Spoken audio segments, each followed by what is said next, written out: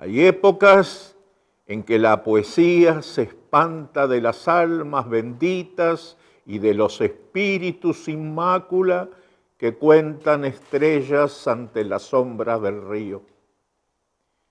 Hay épocas en que la poesía pierde la buena medida, el buen tono, la buena contemplación, el buen amor, el buen humor, la buena razón y el buen apetito con que los cuerpos abren las puertas del destino.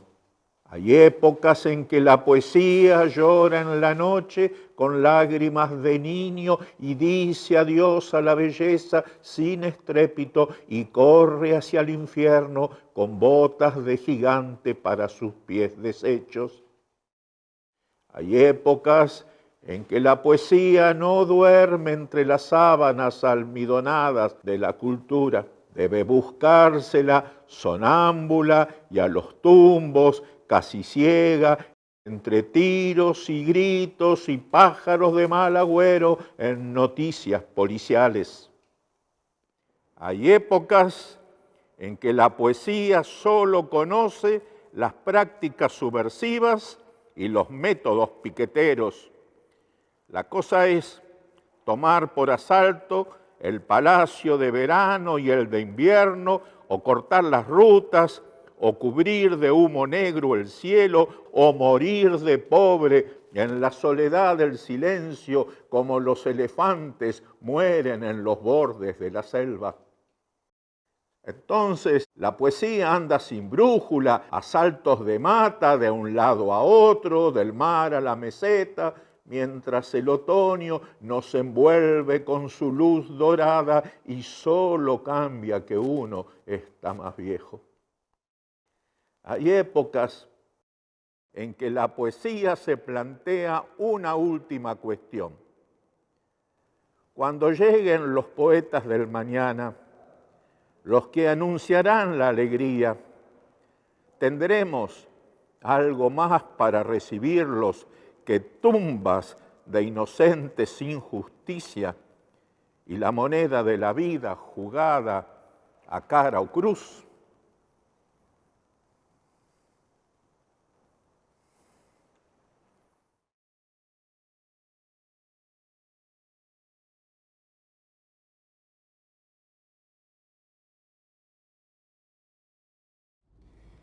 Este es nuestro espacio, la fábrica recuperada INPA, el gran sueño de los trabajadores, o uno de los grandes sueños de los trabajadores, no perder lo que han ganado con su trabajo.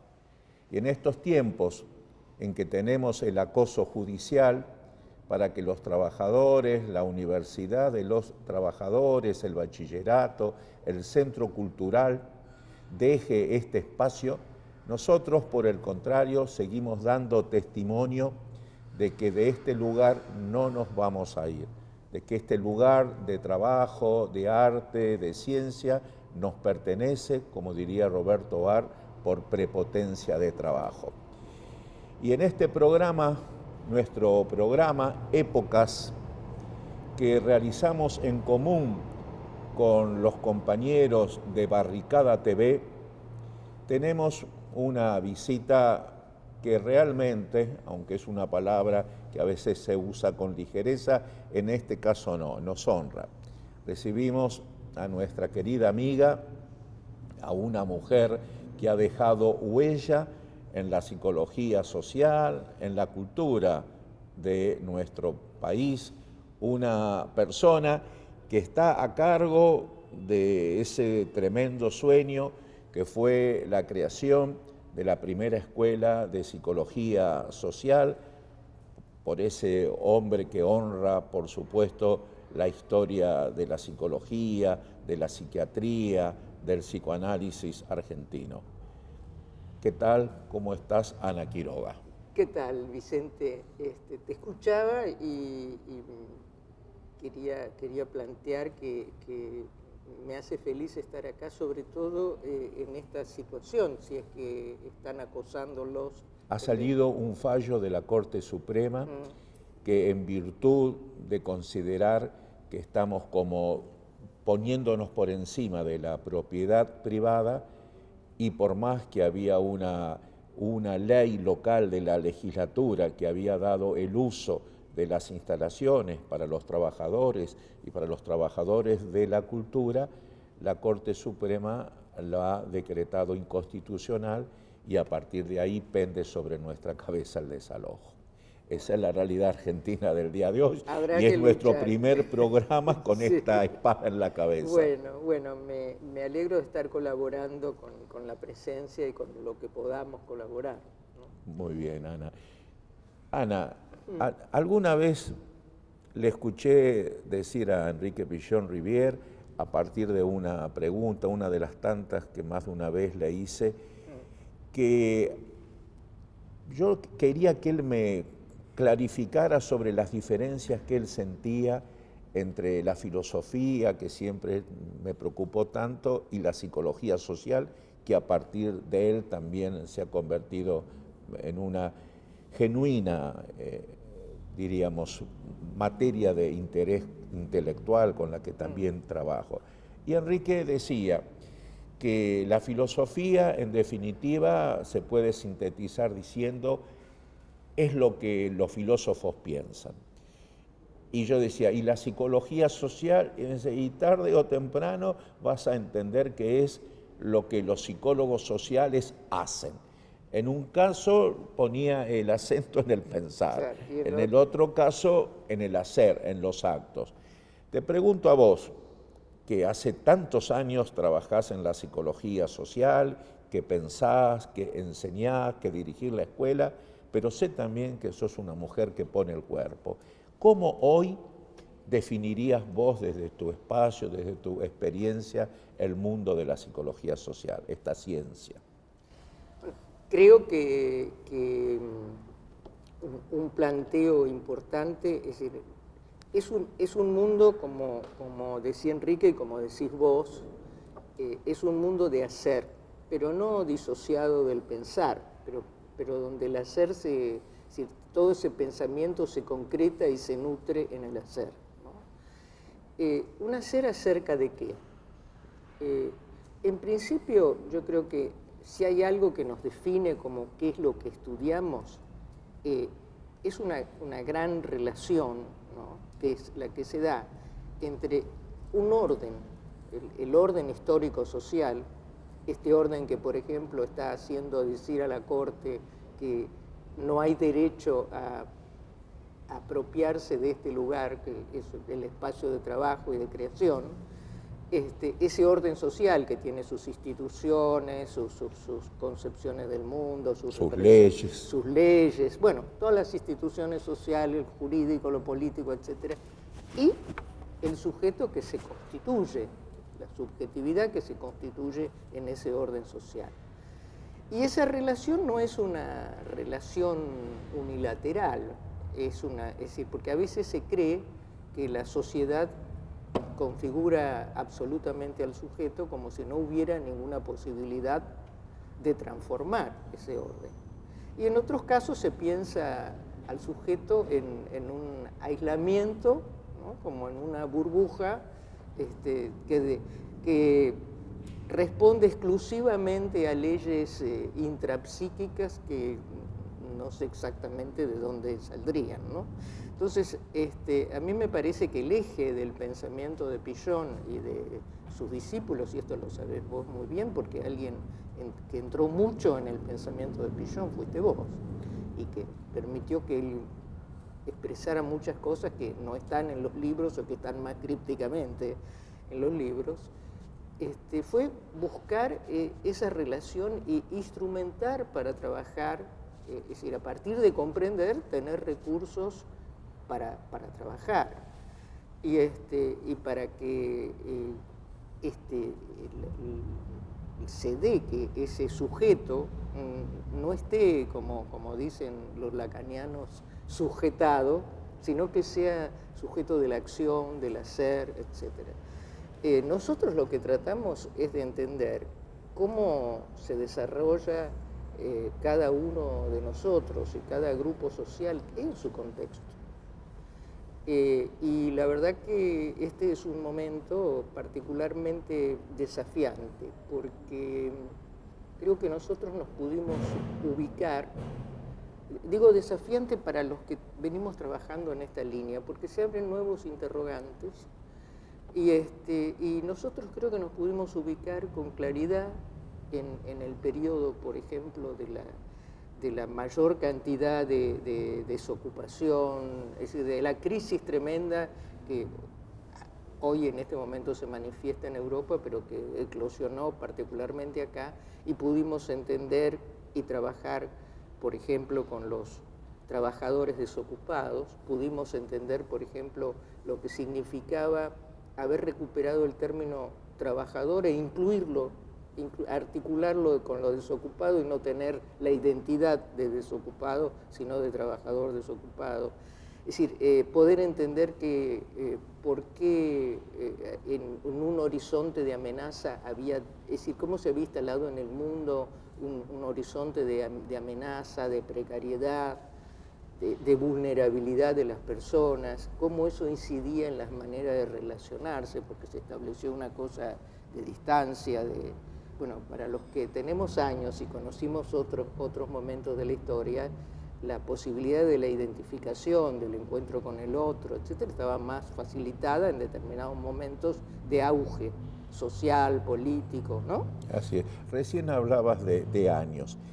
Hay un concepto, el de generación, en el que yo a veces caigo, lo uso, otras veces recuerdo que también puede ser puesto en la disputa sobre si ayuda a comprender el mundo y la realidad o si confunde. Pero tomémoslo por un instante desde lo que puede ser más positivo y desde ese lugar precario, digamos, ¿cómo ves las nuevas generaciones de gente que estudia psicología social, que practica la psicología social, con las épocas, digamos, más fundadoras, fundacionales?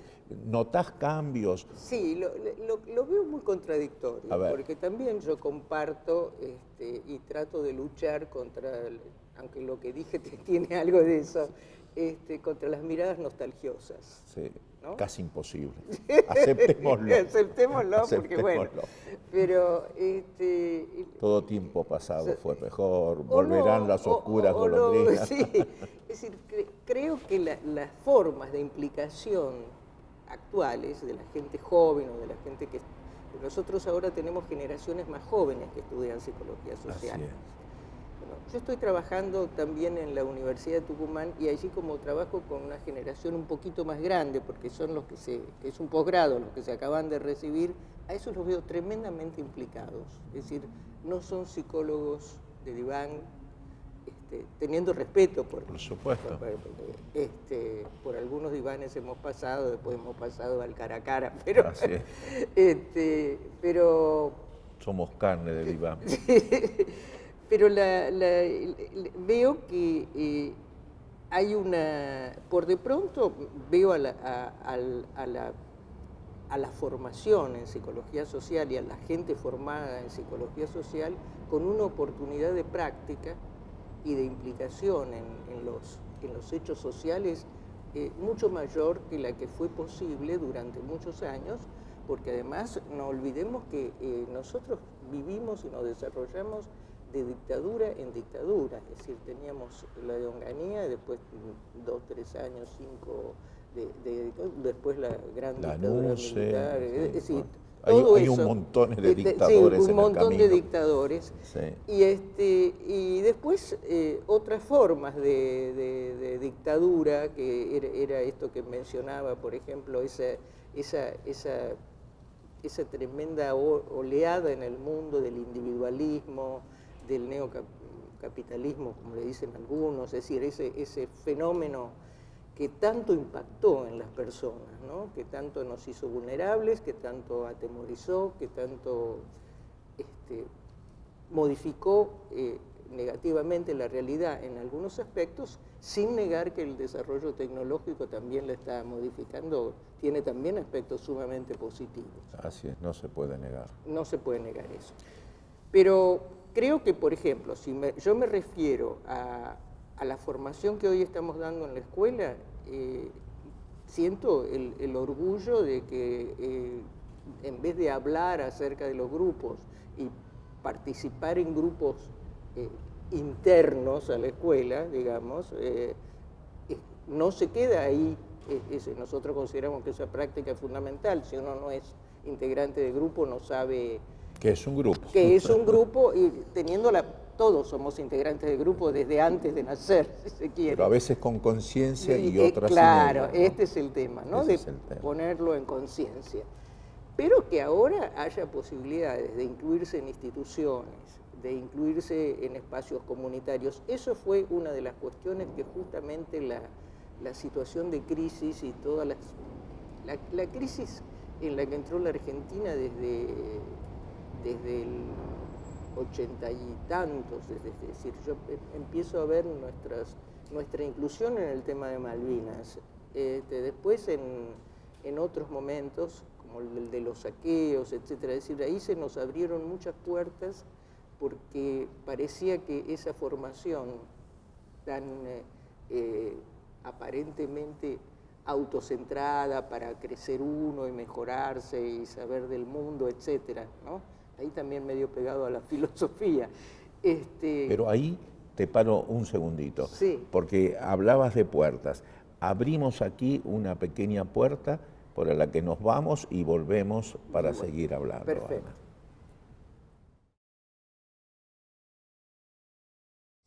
Aquí estamos conversando con agrado con Ana Quiroga. Hablábamos un poco de lo que ha sido esta historia dramática, decimos dramática y no trágica de la sociedad argentina. Dramática en el sentido que más allá de las dificultades seguimos apostando con esperanza planificada a cambiar el mundo. Y sabemos bien desde Nietzsche y su pensamiento que una lectura trágica es precisamente lo contrario del pensamiento pichoniano, es creer que el mundo se resuelve por fuera de nosotros.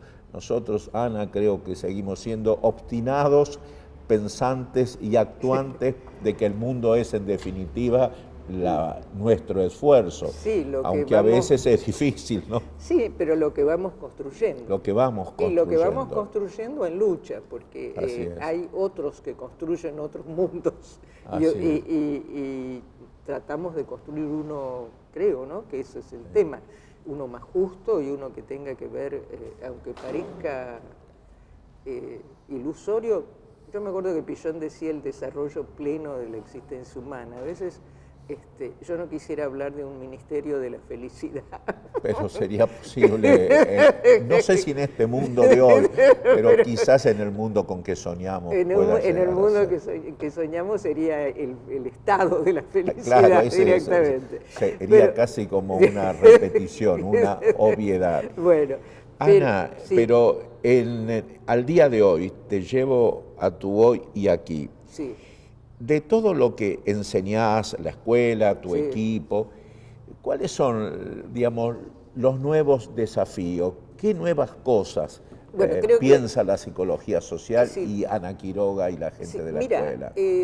Creo que los nuevos desafíos, yo te estaba contando que nosotros es decir, esta exigencia que tiene el pensamiento, el pensamiento que pretende ser científico, conocer la verdad, y que cree que podrá haber miles de matices de verdades, pero alguna verdad y alguna realidad existe, ¿no? De tratar de entender y conocer para poder trabajar en eso, creo que nosotros tuvimos algunos hilos conductores muy claros en determinados momentos. Entonces yo te estaba hablando de que en el periodo de la gran crisis nosotros nos pudimos situar, con la idea de Sartre del sujeto situado, del que está consciente de su contexto, de sus posibilidades y de su mundo.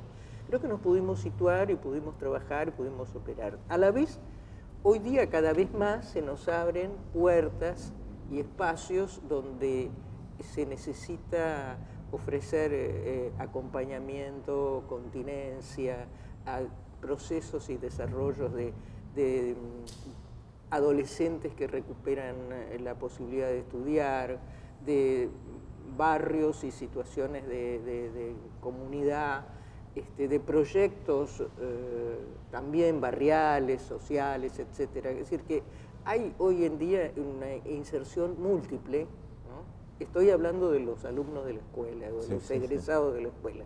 Después veo otra gente que, formados en la Facultad de Psicología o en la de Derecho, tengo uno acá adelante, buscan, o la de Arquitectura, buscan a su vez ese posgrado que yo te contaba en Psicología Social para tener instrumentos para poder trabajar con la gente, ¿no? Pero sin embargo, a mí me parece que el mundo de hoy está planteándonos cuestiones nuevas. Es decir, vos mencionabas en la charla previa, en nuestro encuentro previo, tu visita a distintas cárceles, ¿no? Y yo pensaba, me conmovió mucho un libro, porque tiene mucho que ver con algunas de los interrogantes que nosotros nos planteamos, que es el libro de Augiero y Biasi, creo que es que se llama La violencia en los márgenes. Y nos preocupa mucho la situación de desamparo, de ausencia de oportunidad y de proyecto que coexiste con un discurso y ciertas realidades acerca de la posibilidad de recuperar proyectos, ¿no? Es decir, de esa desigualdad social que sigue existiendo, de ese tipo de violencia donde no es que la violencia esté naturalizada, pero está de tal manera presente en la vida de las personas más, en las que habitualmente se deposita la causa de la violencia, que son las primeras víctimas de la violencia y de muchas formas de violencia, de la física, de la simbólica, etc. Nos preocupa muchísimo el tema de lo que la cultura... La vez pasada hablaba con una persona que trabaja con víctimas de distintas cuestiones en México, que sabés que la situación en México está... Es muy dura. Muy dura, muy dura. Que es como se ha generado una nueva sociedad. Es una nueva sociedad. Es una nueva sociedad. Y entonces me impactaba mucho que, además se llama Clemencia, que para dirigir y trabajar tiene un nombre... marcado por el nombre. Marcado por el nombre. Clemencia trabaja con personas que han sufrido tortura, que han sido abusadas, y con gente que ha sido desplazada, con gente que ha sido víctima del maltrato de género, etc. Y entonces decía que en México están pensando, es decir, han analizado su situación de la siguiente manera, que es una economía criminosa. Y esa economía incluye la droga, las armas, la trata y la minería. Eso es lo que ellos tienen ubicado. Y entonces yo pensaba, nosotros en ese sentido, autocríticamente lo digo, creo que nos hemos quedado un poco es decir, es muy difícil acceder a eso. Nosotros hemos estado, por ejemplo, en ciertos barrios donde habíamos podido trabajar mucho con los chicos, etcétera, etcétera, es decir, sacarlos del encierro, porque no era que estaban en la calle, sino encerrados por sus familias, para que no fueran víctimas de violencia, de tiroteos, etcétera. Se creó, por ejemplo, un espacio, se generó una actividad hermosa durante 4 años más o menos, que tomaba chicos de 2 a 12 años con distintas actividades. Y en un momento se nos instalaron ahí las personas que traficaban en los tranzas. Bueno, ¿qué iban a hacer? Es un desafío, Ana, ese. Y sí. Yo creo que, y lo que vos decís me parece fantástico, viniendo de vos por el peso que tenés en el mundo de la psicología social. Yo creo que hay como que volver a mirar ciertos fenómenos, digamos, de la cultura, de la muerte, que nos están desafiando de una forma tal vez menos como clara como fue la dictadura militar, pero que volviendo a un pensamiento del querido Fernando Ulloa, es como cada vez más atroz y donde la ternura parecería que no tiene la menor posibilidad de ser, porque es demasiado atroz lo que está sucediendo, pero ya no como algo que se expande por casi toda la sociedad, como fue con el terrorismo de Estado, que casi no hubo sector que quedara al margen.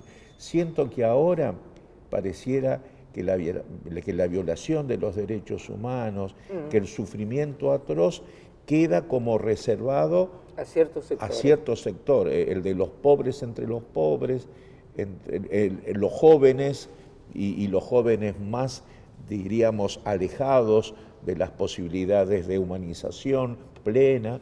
Es decir, creo como que hay ahora como una segunda vuelta de tuerca de la violación de los derechos humanos, donde el Estado también como cede un poco de esa violencia a otros dueños de la violencia, como vos decías, provenientes de golpe de los dueños del cartel de la droga, esas formas organizadas del crimen, que cada vez se van haciendo más fuertes, ¿no? Sí, que nosotros, por ejemplo, en ese sentido, amén de... La trata de mujeres, que es una forma atroz. Bueno, ahí estamos un poco más comprometidos, porque además, viste que la psicología social está muy llevada por mujeres. Así es. Siempre, para bien y para mal. Para bien y para mal, bueno. Permíteme decirlo. No, pero escúchame, vos, la cuestión de las distintas formas de violencia, y creo que los que nos han alertado mucho en este momento, nos han convocado mucho desde sus interrogantes y desde juntarnos para pensar alrededor de esta cuestión, es la gente que está trabajando en nuestra línea en psicología social en Rosario y en Santa Fe. Donde precisamente el tema de la droga se ha convertido en una peste. Sí, exactamente, y donde la muerte cotidiana de chicos y de jóvenes es algo que está instalado. Bueno, me decían los otros días, te corto un segundo más para darte un dato sobre lo que vos decís. Me dieron un dato atroz, estuve hace pocos días en una facultad en Rosario, me hablan de 200 jóvenes este año muertos por el tema droga. Sí, creo que llegan a 218 en este momento. Es monstruoso. Es monstruoso, es totalmente monstruoso. ¿Y la psicología social qué puede hacer ahí? Eso es lo que nos estamos preguntando, porque hay que vencer, es decir, hay que darse estrategias y hay que vencer el pánico que a uno le da esta situación. Por ejemplo, yo recuerdo que nosotros tratamos de insistir en quedarnos, pero el acoso fue hacer sentir que uno tenía riesgo de vida. Creo que, sin embargo, hay militantes en distintos barrios, por ejemplo, eso sí sé que ocurre en Rosario y en Santa Fe, militantes sociales que están tratando de luchar con eso. Bueno, el acompañarlos, el juntarnos con ellos, el ver cómo eso se puede hacer y ver cómo se está haciendo. Por ejemplo, mañana tenemos una actividad en la escuela de la gente de la Villa 31 que viene, más otra gente que también viene de Rosario sobre el tema de adicciones y cómo encarar la problemática social alrededor del tema de adicciones. Nosotros en ese sentido hemos encontrado una muy buena articulación con la Iglesia, con los curas villeros, no con la institución. No con la institución, aunque tenemos una muy buena relación con los curas de Santa Cruz, pero eso... Sí, bueno, pero con ellos siempre, ellos son nuestros ángeles que nos acompañan en el Calvario. Sí. Y bueno, estamos tratando de hacer cosas y acercarnos a esa problemática y trabajar con los familiares o trabajar ya con las personas damnificadas en equipos interdisciplinarios, en distintas experiencias, etc. Pero yo creo que vos nombraste algo que a mí me impactó cuando decís cultura de la muerte. Y es cierto, hay una cultura de la muerte que hay un gran sector de la sociedad que mira para otro lado o piensa que la cultura de la muerte es la que le toca al que lo agarran en una entradera o salidera, que tiene que ver con esa cultura de la muerte, pero no se ve o no se ve o no tenemos claro o no podemos terminar de encarar y trabajar cómo encarar a ese sector de los más pobres, de los jóvenes, que van a ser capturados y van a ser víctimas de esa cultura. Eran cosas que nosotros estudiábamos como curiosas hace años, pensando en Colombia, sí. La veíamos lejana. Sí, sí. A lo sumo era Colombia, hasta lo depositábamos en el imaginario de Brasil, y sí, pareciera que nosotros nos estamos esforzando en superar a otros donde depositábamos el mal, y estamos dando en nuestro país, dentro de lo que yo puedo conocer, pruebas de que el tema droga, el tema esclavitud sexual está como cobrando un auge que se convierte en un nuevo y actual desafío humanístico. Sí, pero sí, te pido que descansemos un minuto y luego seguimos reflexionando.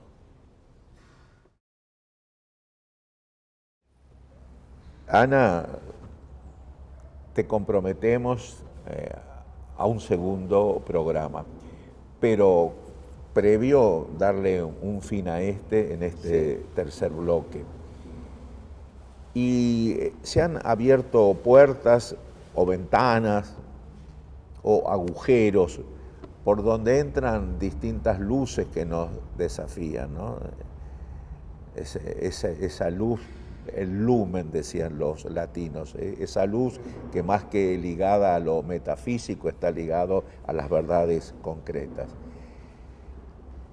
Estamos hablando de una realidad social violenta, muy violenta, de la que no nos podemos ir porque sería negar hasta uno de los principios fundantes de esta psicología social.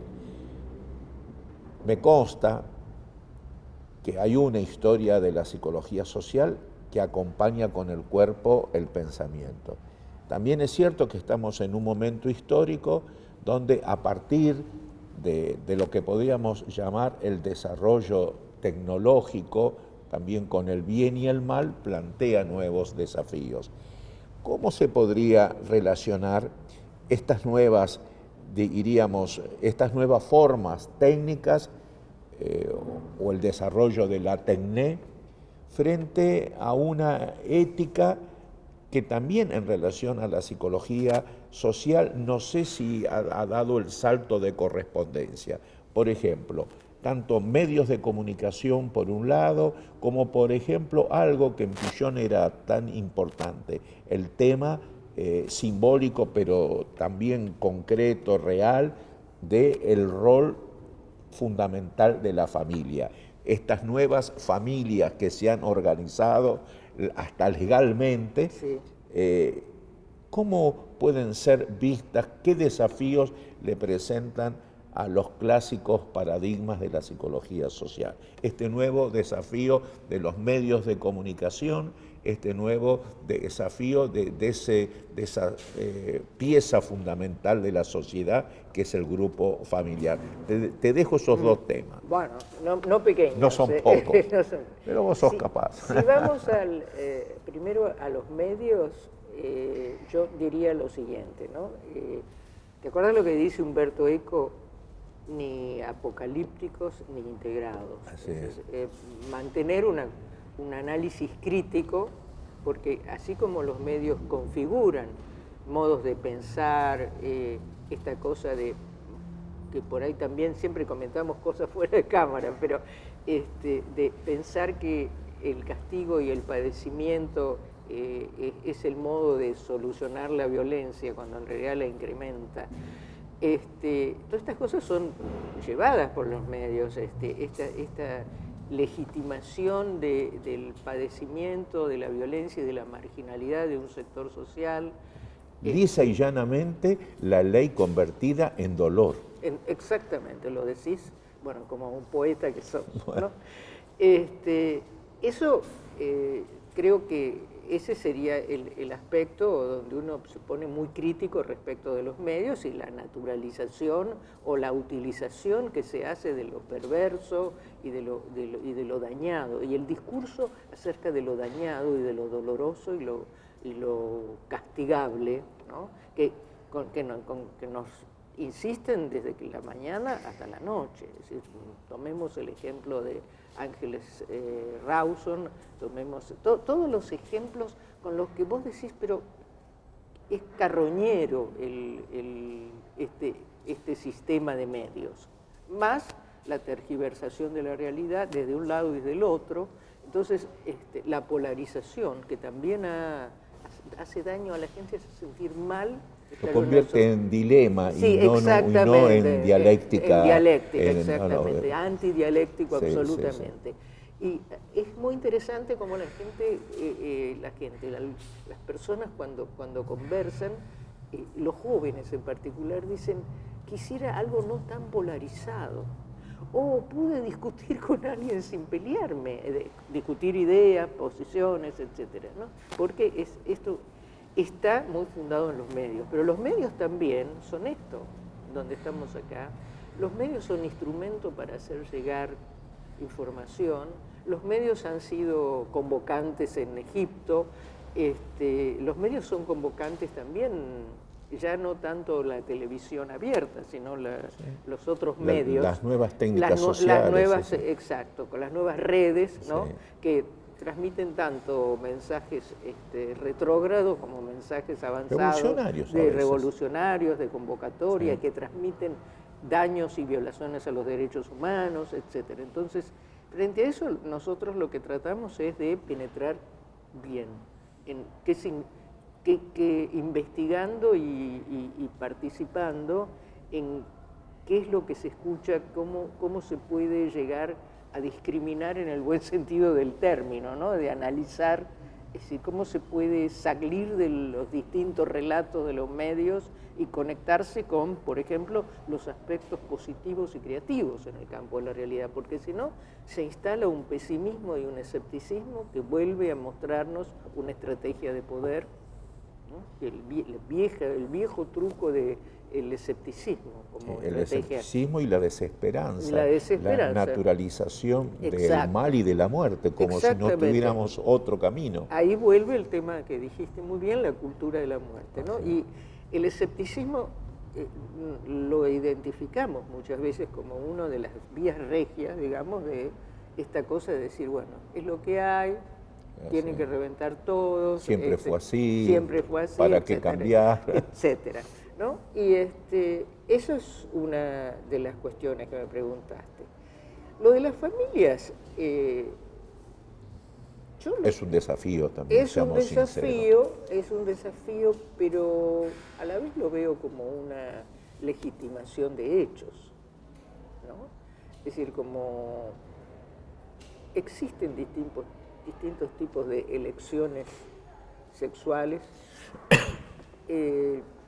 existen a veces cosas muy extrañas. Por ejemplo, creo que hay una situación de una chica muy chiquita cuyos padres aceptarían... Así es, el cambio de sexo. El cambio de sexo, y uno dice, pero no hay otros momentos de la vida... Para hacer algo tan potente. Sí, tan decisivo, sí, ¿no? Bueno, es decir, no te puedo contestar. No, es bravo. Lo que Pensemos, estás tirando además, son líneas para investigar, claro, y son las líneas que me parece que nos tienen que unir a los psicólogos sociales para pensar sobre esto, no solo a los psicólogos sociales, sino a la gente en general y a quienes están inquietos por la vida social y por lo subjetivo, para pensar, porque cómo es la gestación de las personas en el ámbito familiar. Hay de las estructuras clásicas de familia, hay mucha locura dentro de la familia. Bueno, sabemos que Pillon encontró la locura Así es. Salió de las personas individuales para ver el espacio grupal, familiar, el espacio institucional y el espacio social. Pero evidentemente estamos en un trabajo de replanteo de nuestros marcos teóricos. Llevándonos hacia el final desde un espacio que sabés que frecuento, pero que vos también históricamente frecuentás, el de los derechos humanos. Sí. Pareciera que dejamos la pesadilla de lo que fue el terrorismo de Estado, pero la realidad se obstina con nuevas pesadillas. Ahí está, por ejemplo, porque salen a luz, no es que no estuvieran antes, pero ahora cobra una nueva dimensión, por ejemplo, el tema de los pueblos originarios. Sí. Yo sé que es también una preocupación tuya, Sí. y de la gente de la escuela de Tucumán. Sí, sí. ¿Cómo ves vos esa situación? Primero, que como diría Pillon, se devela algo que todos conocíamos pero de lo que no se hablaba y que cobra como una dimensión de lo que emerge. Y por otra parte, pareciera como que no terminamos de aceptar que los pueblos originarios son los sujetos históricos de un derecho que siempre les fue negado, como si la violación de los derechos humanos solo comenzara con los que somos descendientes, diríamos, como diría García Márquez, de los que bajaron de los barcos. ¿Sí? ¿Cómo ves ese fenómeno? Bueno, lo veo bueno, mi práctica y mi conocimiento tanto en la zona del NOA y también, bueno, en la zona del sur, en la zona digamos, de la cultura mapuche. De la cultura mapuche. Se devela esa situación, pero a nivel de representación social y de hechos concretos, es decir, por ejemplo, entender que la propiedad de sectores de pueblos originarios, es decir, de las agrupaciones de pueblos originarios, que la propiedad es comunitaria, por ejemplo, y que se tiene que trabajar la cultura de ellos les permite entender eso, ¿no? Y son los que luchan, pero desde el punto de vista de la ley, hay una ley acerca de eso, pero va y viene. También ha sido utilizado políticamente el tema de los pueblos originarios, y también hay un nivel de resistencia de los grandes dueños de la tierra. Hace 3 o 4 años en Tucumán, el 12 de octubre, un tipo fue y liquidó a un hombre que estaba con un grupo de gente, pero dejó claro, matando a uno, que había ocupado la tierra que en realidad era histórica de ellos. Es decir, que la matanza de la conquista no había desaparecido. Yo creo que es un tema que, como vos decís, cuesta integrar. Ayer yo viajé en un taxi y vi el apellido de la persona que lo manejaba y le pregunté, ¿usted es de Jujuy? Sí. Entonces me empezó a contar, el apellido es Mamaní, es un apellido indígena, clásico. Boliviano más bien, ¿no? Sí, mucha gente de Bolivia él era de también, Jujuy, bueno, claro, pero ahí están van y tan vienen, cerca, bueno. claro. Y entonces él me decía que, dice, ¿usted sabe la cantidad de gente que me dice, ¿y ustedes de dónde vinieron? Y entonces él dice, no, nosotros estábamos. Estábamos allí. Claro, no era de dónde venimos, de dónde vinieron fueron los otros. Sí, nosotros tenemos este origen. Bueno, creo que hoy día se está abriendo mucho más esta situación. Yo por lo menos veo que hay mucho más inquietud en los jóvenes, en participar en la vida, en los jóvenes, por ejemplo, universitarios. Ahí volvemos a Tucumán, que es el lugar de inserción que tengo yo, antropólogos, psicólogos sociales, etcétera, de entrar en la vida de esas comunidades, entrar no abusivamente, sino articularse en la vida de esas comunidades para trabajar algunas cuestiones desde la fabricación de viviendas, es decir, algunas cuestiones que son, y la posibilidad de trabajar acerca de algo que se les hace problemático también, que es el tema de su identidad. Vos conocés más en el sur, seguramente. Sí. ¿Cuánta gente niega hablar la lengua, como lo dicen ellos? Y muchos desgraciadamente no la quisieron aprender. Porque Y ahora, claro, ahora están como de grandes y con más conciencia, Sí. especialmente los jóvenes de 20, 30 Sí. años tratando de aprenderlo. Pero vos sabés muy bien qué difícil es aprender una lengua más la propia y cuando no se estudió en la época de vida, es decir, Claro, en la cuando infancia, él claro. es en la infancia. Y yo recuerdo junto con esto que algunos, incluso del campo de la psicología social, no todos, pero algunos a veces con conciencia o sin ella niegan el aporte de la cultura de los pueblos originarios a esta ciencia nuestra de la psicología social. Y vos también lo sabés, porque bueno, ¿quién más que vos estuvo junto a Enrique Pichón Rivière? La importancia que la cultura guaraní tuvo en su pensamiento y por ende en la construcción de la psicología social. Estamos en el momento de despedir a Ana Quiroga. Hemos crecido escuchándola y la despedimos de la mejor manera que un poeta puede despedir a alguien. Sin narcisismo y con amor. Voy a leer un breve poema que escribí en una buena época, cuando nació en el exilio una hija mía. O sea, me trae a mi amor y a la querida Ana se lo leo.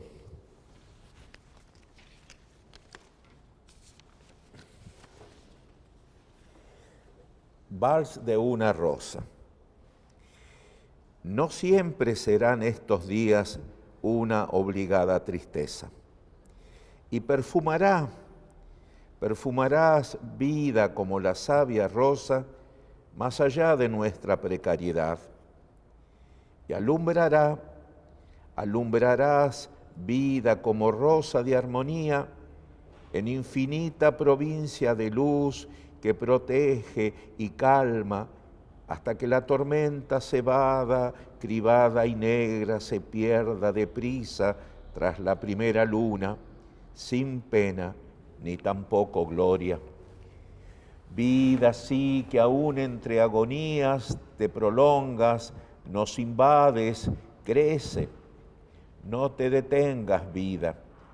Y todo corazón que envejece, y todo corazón cargado de duelos y fatigas se abrirá a ti, les guste o se resistan los perros de la pena y los del odio.